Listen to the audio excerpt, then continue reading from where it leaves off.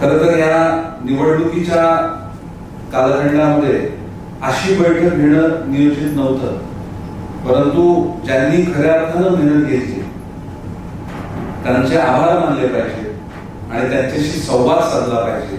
म्हणून आज खऱ्या अर्थानं संवाद बैठक म्हणून आपण बैठकीला संबोधलं तर त्या ठिकाणी चुकीचं ठरणार नाही. त्यामुळे या संवाद बैठकी प्रसंगी उपस्थित माझे सहकारी कोकण संयोजक पदवीधर श्री सचिन मोरे, प्रदेश उपाध्यक्ष शिक्षक महादेवजी सुळे, जिल्हा संयोजक नवी मुंबई मुकेशजी पष्टे, प्रताप माणिक सर आणि नेहमी कुठलाही शैक्षणिक कार्यक्रम असो, सामाजिक कार्यक्रम असो त्यामध्ये नेहमी पुढाकार घेणारे ज्ञान विकास संस्थेचे सचिव नागपुडे सर, उपस्थित सर्व संस्थांचे अध्यक्ष, संस्थांचे सदस्य, मुख्याध्यापक आणि विविध विभागाचे शिक्षक मी आपल्या सर्वांचं नवी मुंबई जिल्हा अध्यक्ष म्हणून या संवाद आणि आभार बैठकीमध्ये मनपूर्वक स्वागत करतो. आताच आपल्याला सुळे साहेबांनी, नागपुडे सरांनी, पष्टे सरांनी या संपूर्ण निवडणुकीची माहिती आपल्याला दिली. आजपर्यंत पदवीधर मतदारसंघ आणि कोकण यामध्ये झालेली मतदारांची नोंदणी ही लाखाच्या आसपास असायची, परंतु या निवडणुकीमध्ये ही नोंदणी 2,25,000च्या आसपास झाली. या कोकण पदवीधर मतदार संघामध्ये पालघर पासून जर कोकणाचा विचार केला तर 5 जिल्हे येतात आणि 39 विधानसभा आहेत. जे 5 जिल्हे आणि 39 विधानसभा त्या काय कमी नाहीये. आणि एखाद्या नगरसेवकाला एखाद्या वॉर्डमध्ये प्रत्येक मतदाराला भेटणं किंवा सोसायटीला भेटणं हे देखील शहरासारख्या ठिकाणी शक्य होत नाही. ग्रामीण भागामध्ये तर एखादा ग्रामपंचायत किंवा पंचायत समिती किंवा आमदारकीचा मतदारसंघ तर हा फार वास्ट असतो, लोकसभेचा त्याहून जास्त वास्ट असतो. परंतु मला वाटतं की सर्वात लोकसभा, विधानसभा, नगरसेवक यांच्यापेक्षा सगळ्यात वास्ट असलेला त्या ठिकाणी संपूर्ण महाराष्ट्रातला मतदारसंघ कुठला विधानसभा आणि विधान परिषद मधला तर हा कोकण पदवीधर मतदारसंघ. कारण पालघर पासून सिंधुदुर्गापर्यंत मतदानाची नोंदणी झालेली आहे. आणि या निरंजन डावखरे, खर तर निरंजन वसंतराव डावखरे, निरंजनचे वडील हे नाईकसाहेबांचे सरकार, त्यांचं स्नेह हे फार पूर्वीपासूनच वेगळं होतं. ठाणे जिल्ह्यामध्ये किंवा आमदार आणि डावखरे साहेबांनी विधानसभा सभापती अशा वेगवेगळ्या भूमिकांमध्ये काम करत असताना देखील त्यांचं स्नेह हे वेगळं राहिलेलं आहे, आपलेपणा वेगळा राहिलेला आहे. आणि नाईक साहेबांचं आणि डावखरे साहेबांचं स्नेह आणि नंतर तेच पुढे निरंजन डावखरे आणि माझ्यामध्ये ते टिकलं आणि आम्ही दोघांनी ते देखील पुढे नेलं. त्यामुळे निवडणुकात असल्या किंवा ती माझी असो, नाईक साहेबांची असो किंवा निरंजनची असो, ही आपलीच निवडणूक आहे अशा पद्धतीनं आपण ह्या निवडणुका हाताळत असतो. आणि निरंजननीच आता मागच्या त्याच्या संवादाच्या बैठकीमध्ये सांगितलं की नवी मुंबई पॅटर्नचा उल्लेख केला की नवी मुंबईचं काम हे शिस्तबद्ध असतं. आज नवी मुंबईचं नावलौकिक संपूर्ण राज्यात नाही तर देशात नाही तर जगात आहे. प्रत्येक क्षेत्रात आज नवी मुंबई ही अग्रस्थानी आहे. म्हणजे आपल्या शहराचं इन्फ्रास्ट्रक्चर, आपल्या शहराची आरोग्य व्यवस्था, आपल्या शहरामधील इतर सगळे प्रकल्प यांची जर तुलना केली तर आपल्या शहरातील सर्वच प्रकल्प हे इतर शहरांच्या तुलनेनं उजवे आहे. आणि त्यामध्ये सर्वात महत्वाची गोष्ट म्हणजे शैक्षणिक व्यवस्था. म्हणजे आपल्या शहरामध्ये असलेले सर्वच, म्हणजे महानगरपालिकेच्या शाळा असतील, सर्वसामान्य संस्था चालकांच्या चालवणाऱ्या शाळा असतील, ज्युनियर कॉलेज असतील, सिनियर कॉलेज असेल, इंजिनिअरिंग कॉलेज असतील, मेडिकल कॉलेज असतील, या सर्वच व्यवस्थेमध्ये आज पुण्यानंतर जर शैक्षणिक माहेरघर कुठलं तर नवी मुंबई शहराची ओळख त्या ठिकाणी निर्माण झालेली आहे. आज म्हणजे महानगरपालिकेचं देखील कौतुकच केलं पाहिजे. या जवळपास 45,000हून अधिक विद्यार्थी एवढ्या मोठ्या संख्येनं महानगरपालिकेच्या शाळांमध्ये शिकणाऱ्यांची संख्या ही कुठल्याच शहरामध्ये नाही. आणि शाळेचा दर्जा किंवा शिक्षकांनी त्याकरता घेतलेली मेहनत, त्या शहरातल्या नेतृत्वानं त्याबद्दल ठेवलेलं धोरण, म्हणजे शिक्षणाबद्दल एक नेहमीच शिक्षणाला पूरक असं धोरण आपल्या शहराचं असावं ही आदरणीय गणेशजी नाईक साहेबांची नेहमीच मागणी महानगरपालिकेच्या स्तरापासून राहिली आहे.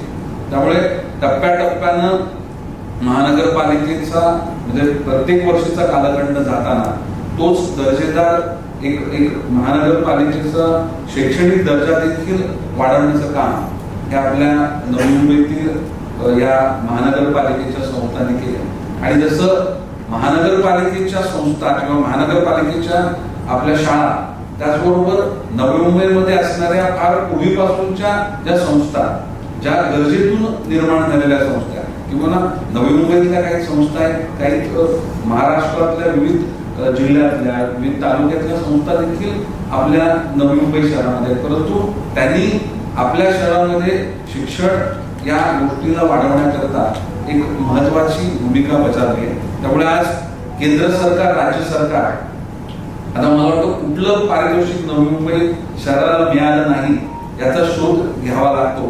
परंतु मी जबाबदारीने सांगेन की या नवी मुंबई शहराला घडवण्याकरता एक महत्वाची भूमिका जे एका घटकानं प्रत्येक वेळेस बजावलेली आहे आणि तो घटक हा शिक्षक आहे. हे या ठिकाणी मला आवर्जून सांगायचं वाटतं. कारण आपल्या शहराच्या जडणघडणीमध्ये शिक्षकांनी प्रत्येक वेळेस एक महत्वाची भूमिका बजावली. मग तो शिक्षक महानगरपालिकेच्या शाळेतला असेल किंवा एखाद्या म्हणजे मेडिकल कॉलेज मधला तो प्रोफेसर असेल, परंतु प्रत्येकानं या शहराला काही ना काहीतरी दिलं. शहराच्या माध्यमातून अनेक भविष्यातील विविध क्षेत्रामधील एक ह्युमन रिसोर्स हा घडवण्याचं काम या संस्थांनी नेहमीच केलेलं आहे. त्यामुळे आपल्या सगळ्यांचे संवाद साधताना आपल्या सगळ्यांचे आभार मानलेच पाहिजे.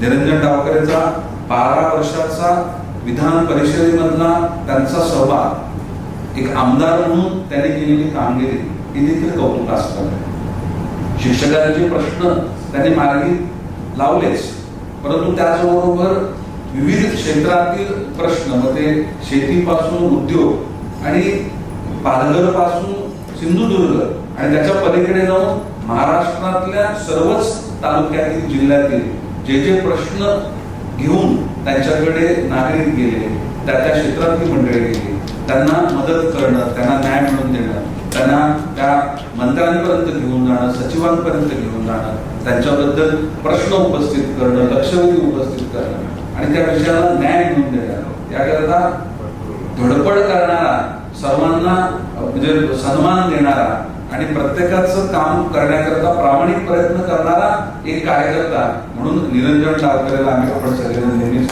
बघत असतो आणि त्याबद्दल त्यांचं कौतुक देखील नक्कीच केलं पाहिजे. आता खरं तर शिक्षकांकडे ही जबाबदारी नाही.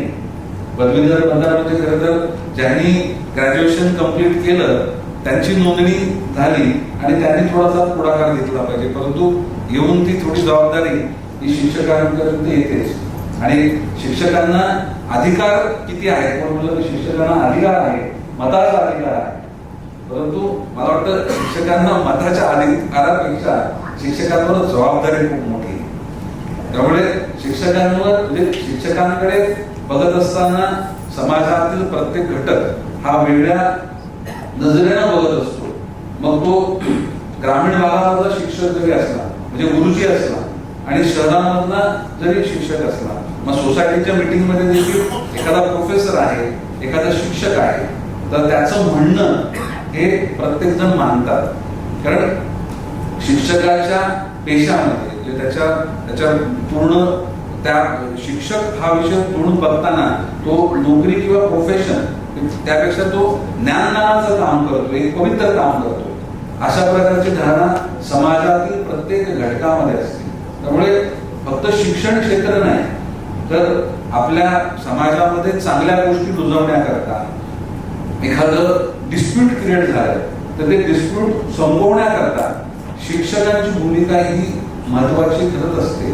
आणि जेव्हा आपण वैयक्तिक समोर गेलो आणि आपल्याशी एखादा घटक संवाद साधतो, आपल्याशी बोलतो, परंतु मी शिक्षक आहे किंवा हे शिक्षक आहे हे तेव्हा त्यांना समजतं. तेव्हा तुम्हाला मिळालेला जो आदर सन्मान हा तो वेगळाच असतो. आणि आजवर तो सन्मान मिळत असताना त्याच्या मागे जशी उमेदवार इलेक्शनला उभा राहिला की 25 दिवसाची आचारसंहिता असते, परंतु शिक्षकाकडे त्या दिवशी तो शिक्षक म्हणून शपथ ग्रहण करतो, त्याच्या शेवटापर्यंत ती आचारसंहिता त्या शिक्षकाला पाळायला लागते आणि तो शिक्षक पाळतो. त्यामुळे तुमचा आदर आणि सन्मान हा समाजामध्ये खूप मोठा आहे. आणि अशाच या निवडणुकीमध्ये देखील पष्टेसर आपण शिक्षक आघाडी आमचं पूर्ण प्रदेशमधील शिक्षक सेल आपण घेतलेली मेहनत देखील सगळ्यांची कौतुकास्पद आहे. मी आपल्या सगळ्यांचे आभार व्यक्त करतो. आपल्याला येणाऱ्या 26 तारखेला आता कसं मतदान करायचं ते सुळे साहेबांनी आपल्याला व्यवस्थित सांगितलं आहे आणि आपलं प्रॅक्टिस देखील आहे. परंतु आपल्याला आपलंच मतदान घडून आणायचं नाहीये. आपल्याला आपण ज्या संस्थांशी जोडल्या गेल्या, आपण ज्या शाळांशी जोडल्या गेल्या, किंवा नवी मुंबई क्षेत्रातील आपल्याकडचे जे शिक्षक असतील किंवा जे पदवीधर आहेत, त्या सर्वांनाच आपल्याला या 26 तारखेला आपण आवर्जून मतदान करा. आणि हे मतदान निरंजन डावखरे यांच्या नावासमोर ज्या पद्धतीनं फक्त सिंगल नाही ते पण आपल्या पेननी नाही, असं त्यांनी ज्या निवडणूक केंद्रामध्ये असलेल्या पेननच आपल्याला ते सिंगल लाईन ड्रॉ करायची आहे आणि व्यवस्थित पुन्हा ती शाही आजूबाजूला लागणार नाही याची देखील काळजी घेऊन पुन्हा ते पान ते मत पत्रिका ही पुन्हा फोल्ड करून आपल्याला ती मतदान पेटीमध्ये टाकायची आहे. हे आपण सगळ्यांनी समजून घेतलंय, परंतु आपल्या नवी मुंबईतील प्रत्येक पदवीधरांपर्यंत हा जास्तीत जास्त मेसेज पोहोचवण्याचं काम आपल्याला करायचं आहे. 2,25,000 नवी मुंबई शहरामध्ये म्हणजे नवी मुंबई जिल्ह्यामध्ये जवळपास 11,000चं मतदान आहे. तर 7,000 मतदान हे पहिल्या टप्प्यामध्ये होतं, परंतु एक 6 दिवसापूर्वी आलेली पुरवणी आली त्यामध्ये अजून 4,500 मतदान वाटलं, म्हणजे 7 आणि 4 11. हे 4,000 मतदान आता काय झालंय की ते नेमकं मतदान जे आपल्याला ऍपवर देखील आलंय त्यामध्ये ठाणे वेल्हापूर रस्ता, पामणीचा रस्ता, अमुक अमुक सोसायटी आणि नाव, त्याचा मोबाईल नंबर वगैरे हा थोडंसं शोधणं हे थोडंसं अडचणीचं ठरत आहे. परंतु आपल्या इतर जी आपली संघटनेची जी म्हणजे पक्ष म्हणून आपली जी पूर्ण जी रचना आहे त्यांच्या माध्यमातून इतर मतदार शोधण्याचं काम हे आम्ही येणाऱ्या 2 दिवसामध्ये करणार आहोत. मी एवढंच सांगेन की आज आपल्याशी संवाद साधायचा होता, परंतु मला 8चा देखील एक कार्यक्रम आहे, तर मी पष्टेसरांना सांगेन की तुम्ही खरंच संवाद घडून आणा. कारण आज जरी आपणच आपलं मत व्यक्त केलं, परंतु विविध संस्थांचे विविध विभागाच्या शिक्षकांचे देखील प्रश्न आहेत, त्यांचं काही म्हणणं आहे, ते म्हणणं देखील आपल्या उमेदवारापर्यंत आपल्याला पोहोचवलं पाहिजे. आपण ज्या शिक्षकांशी संवाद साधा आणि त्याच्यामधले जे कॉमन विषय असतील ते आपण ऍडव्होकेट निरंजन डावकरेंपर्यंत पोहोचू. आणि आपल्याला विश्वासानं सांगतो की येणाऱ्या दिवसांमध्ये शिक्षकांवर जास्तीत जास्त अधिकार द्यावे आणि त्यांच्या अनावश्यक जबाबदाऱ्या काढाव्यात अशा प्रकारची भूमिका भविष्यामध्ये आमची असणार आहे. कारण निवडणुका आल्या की सगळ्यात महत्वाचा पहिला घटक कुठला असतो की ज्याला कामाला त्या ठिकाणी सांगितलं जातं तो शिक्षक असतो.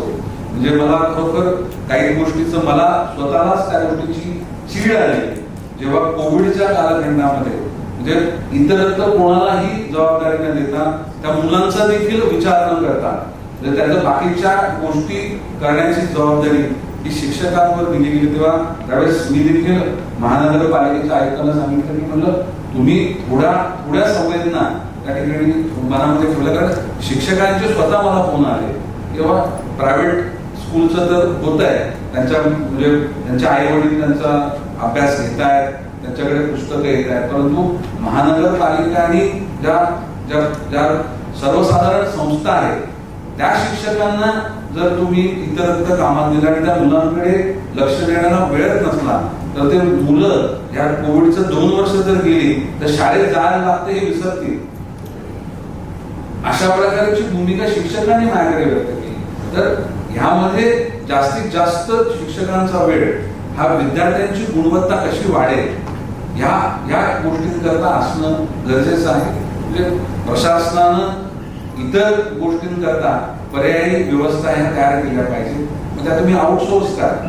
म्हणजे नेहमीच तुम्ही शिक्षकांना त्या गोष्टी करता म्हणजे झुंपणं असा शब्द बोलला तर चुकीचा करायला झुंपणं हे म्हणजे त्यांना आवडो की न आवडो परंतु ते कंपल्सरी करणं हे त्या ठिकाणी चुकीचं वाटतंय. आणि निरंजन आणि मी जरी आज आपल्याला माझी भूमिकाच आहे की शिक्षकांकडे तुम्ही त्यांना जबाबदाऱ्या द्या ना, पण त्या शैक्षणिक जबाबदाऱ्या त्यांना तुम्ही इतर त्यांचे नसलेले विषय त्यांना देण्याची गरज नाहीये.